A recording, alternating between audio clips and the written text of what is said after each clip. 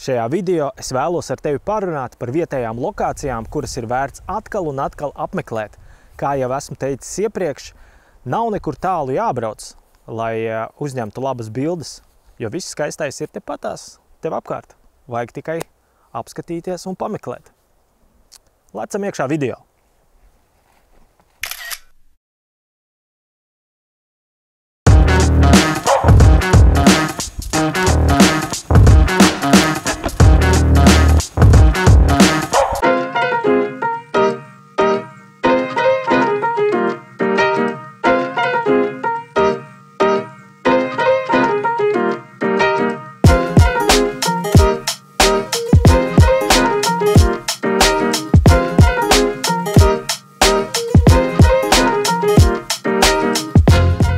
Pirms mēs sākam, es gribētu tev pateikt, ka tev nav obligāti vajadzīga fotokamera, lai sāktu fotografēt.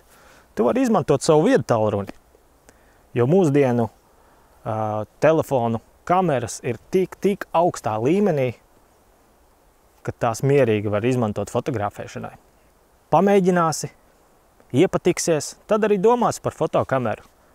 Nepatiks, neko, izmantos telefonu kā telefonu.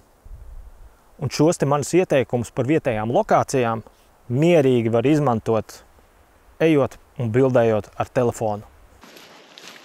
Šodien esmu atbraucis uz vietējo mežiņu. Tepat tuvu pie Cēsīm. Ar Ričuku pat var atbraukt. Lai parunātos ar jums par vietējām lokācijām, paskautotu vietas, jo šobrīd ir pašas augusta beigas. Drīz sāksies zelta rudens, un jau noskatīt kaut kādas kompozīcijas, ko es varētu sabildēt, tad, kad sadzeltēs lapas. Un, protams, pafotografēt mežiņu. Cerams, ka atradīšu kādas kompozīcijas. Smuks mežiņš. Ļoti smuks. Skaisti. Apmeklējot vietējās lokācijas atkal un atkal, tu vari noskatīt sev vēlamās kompozīcijas un saprast, kā tās miedarbojās ar dažādiem, teiksim, dienas laikiem. Vai tā kompozīcija labāk izskatās ar rīta gaismu, vakara gaismu, vai vajadzīgs dienas asā gaisma. Kā arī kādi laikapstākļi ir vajadzīgi kompozīcijai. Varbūt tā labāk izskatās rudenī, pavasarī, varbūt ziemā vai vasarā. To visu tu vari saprast, apmeklējot vienu un to pašu lokāciju vairākas reizes, kas nav slikti. Jo tikai bieži vien tā var tikt pie ļoti labām bildēm. Jo ir piedomāts pie visām detaļām.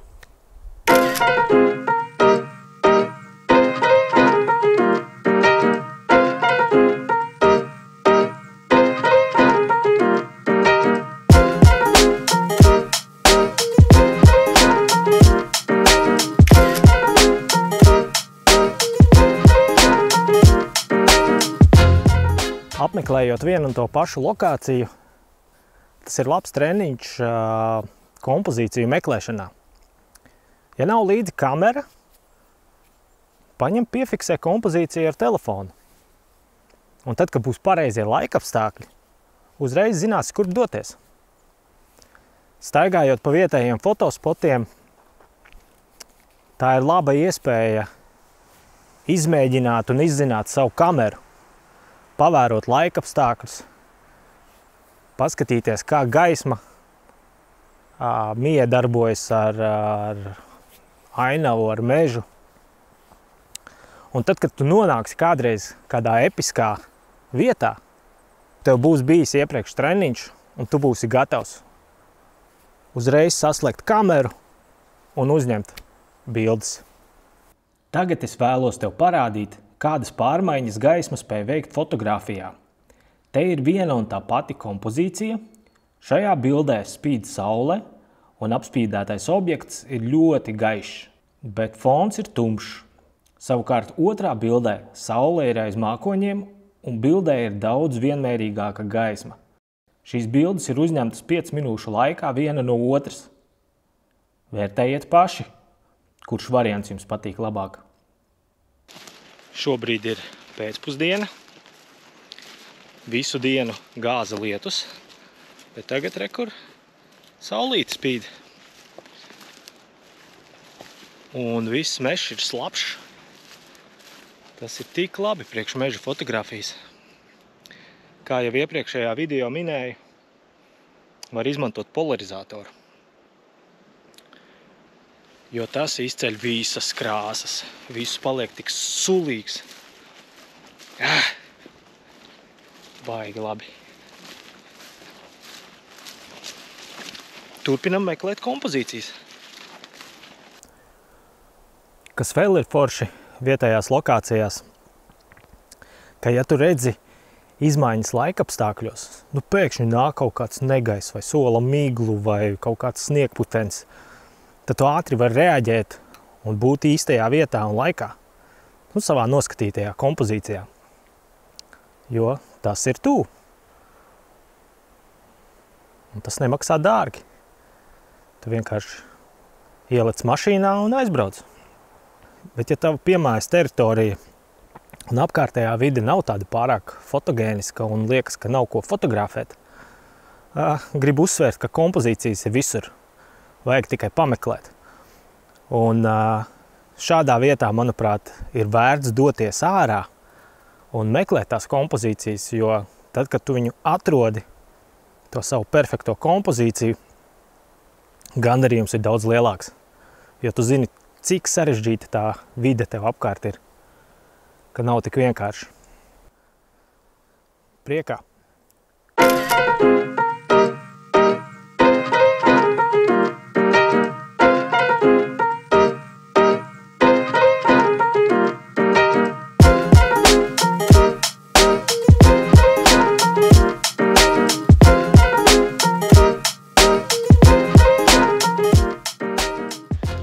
Eju tā pa mežu un domāju, cik gan maz cilvēkam vajag pilnai laimei. Vienu pašu palaist mežā ar fotoaparātu. Šodien pa dienu strādāju un jau domāju, kā pēc darba braukšu uz mežu. Nē, nav tā, ka mans darbs nepatīk, man patīk, bet šis man patīk vairāk. Ko tu padarīsi? Ja tu nezini vai neesi ievērojis sev apkārt, kur ir vietējie meži, bet gribētos braukt un fotografēt, ļoti laba vieta, kur meklēt, ir Google Maps. No augšas var apskatīties, kur atrodas meži, kur ir piebraucamie ceļi, kur ir ezeri, upes. Un tādā veidā var apskatīties savu reģionu un braukt un skautot tās vietas. Noteikti katrā vietā var atrast kaut ko fotografējamu. Tā kā braucam, meklējam, un viss būs kārtībā.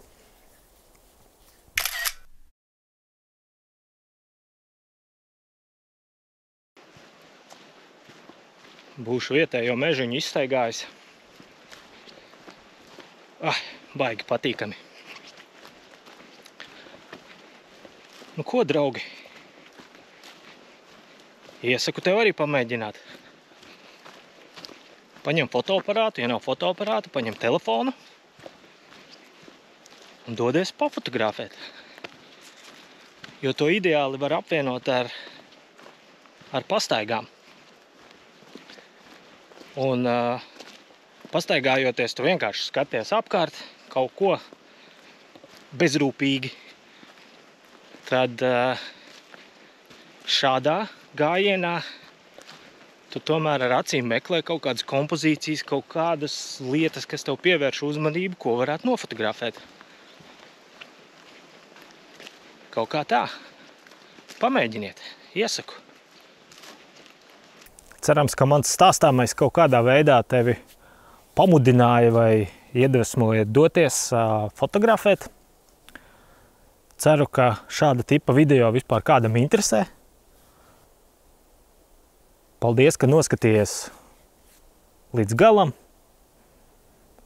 Un tiekamies nākamajos video. Čau!